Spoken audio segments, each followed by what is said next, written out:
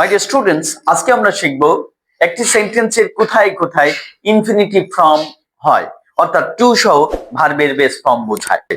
তো মাই dear students, infinitive অর্থাৎ two plus ভার্বের বেস ফর্ম এটা সাধারণত একটি সেন্টেন্সে উদ্দেশ্য বোঝালেই হয়। উদ্দেশ্য বোঝালেই টু দিয়ে ভার্বের বেস ফর্ম হবেই হবে। আর এটা হতে পারে সেন্টেন্সের প্রথমে, সেন্টেন্সের মাঝে অর্থাৎ মেন ভার্বের পরে, ইভেন মোর অবজেক্টের পরেও হতে পারে। অ্যাকচুয়ালি ইনফিনিটিভ ফর্ম সেন্টেন্সের তিনটি স্থানে হতে পারে। যেমন দেখো, তবে ইনফিনিটিভ মানে এটা দ্বারা কি বুঝাবে? উদ্দেশ্য বুঝাবে। উদ্দেশ্য বুঝালেই টু দিয়ে ভার্বের বেস ফর্ম হয়। যেমন দেখো, to walk, to walk in the morning, to walk in the morning, to walk in the morning is a good habit. To walk in the morning is a good habit. দেখো, সকালে হাঁটা ভালো ma'am. এই ক্ষেত্রে দেখো main verb আছেই, main verb ছাড়াও আরেকটা মেন ভার্ব সেন্টেন্সে বসতে চাচ্ছে এবং উদ্দেশ্য বোঝাচ্ছে, এই জন্য কি হবে? টু দিয়ে ভার্বের বেস ফর্ম। এই ক্ষেত্রে টু ওয়াক, টু ওয়াক এখানে ইনফিনিটিভ এবং সাবজেক্ট হিসাবে ব্যবহার হয়েছে। আর ইনফিনিটিভ যখন সাবজেক্ট হিসাবে ব্যবহার হয় তখন তাকে বলা হবে কোন পার্টস অফ স্পিচ জানো? নাউন। এটা অ্যাডমিশন টেস্টে খুব আসে। ইনফিনিটিভ যখন সাবজেক্ট হয় তখন সেটা আর ইনফিনিটিভ থাকে না, ওই ইনফিনিটিভকে তখন নাউন বলতে হয়। ওকে, তাহলে সেন্টেন্সের সাবজেক্ট হিসাবেও ইনফিনিটিভ বসে।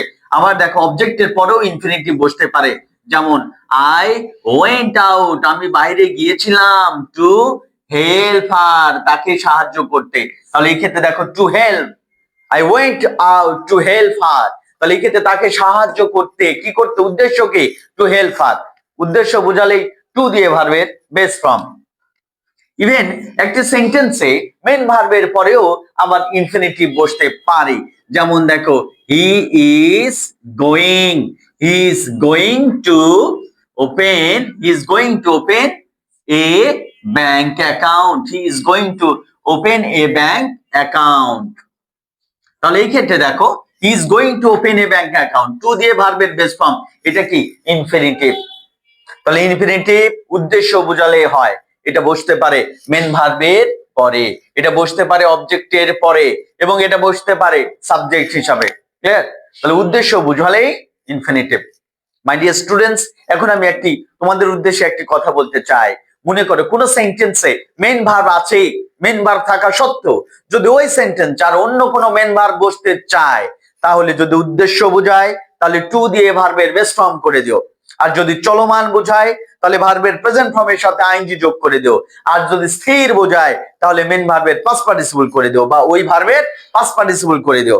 আমি আবারও বলছি, মেন ভার্ব থাকা সত্ত্বেও অন্য কোনো ভার্ব যদি সেন্টেন্সে বসতে চায়, উদ্দেশ্য বোঝালে টু দিয়ে ভার্বের বেস ফর্ম, এটা যে কোনো স্থানে হতে পারে। ইভেন যদি চলমান বোঝায় তাহলে ভার্বের প্রেজেন্ট ফর্মের সাথে আইএনজি যোগ, যে ভার্বটি আবার বসতে চাচ্ছে ওই ভার্বের প্রেজেন্ট ফর্মের সাথে আইএনজি যোগ করে দিবা। আর যদি উদ্দেশ্য না বোঝায়, চলমান না বোঝায়, তাহলে কি করবা? ওই ভার্বের পাস্ট পার্টিসিপল করে দিবা।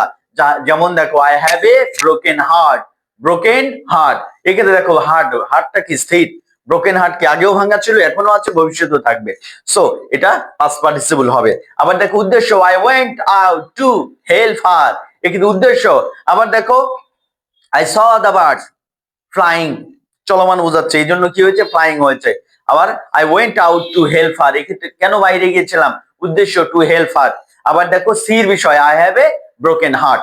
তাহলে মেন ভার্ব থাকা সত্ত্বেও যদি অন্য কোনো ভার্ব সেন্টেন্সে বসতে চায়, চলমান হলেই ভার্বের প্রেজেন্ট ফর্মের সাথে আইএনজি যোগ করে দিবা, উদ্দেশ্য বোঝালে টু দিয়ে ভার্বের বেস ফর্ম করে দিবা, আর যদি স্থির বোঝায় তাহলে মেন ভার্বের পাস্ট পার্টিসিপল করে দিবা। All the best my dear students, আল্লাহ হাফেজ।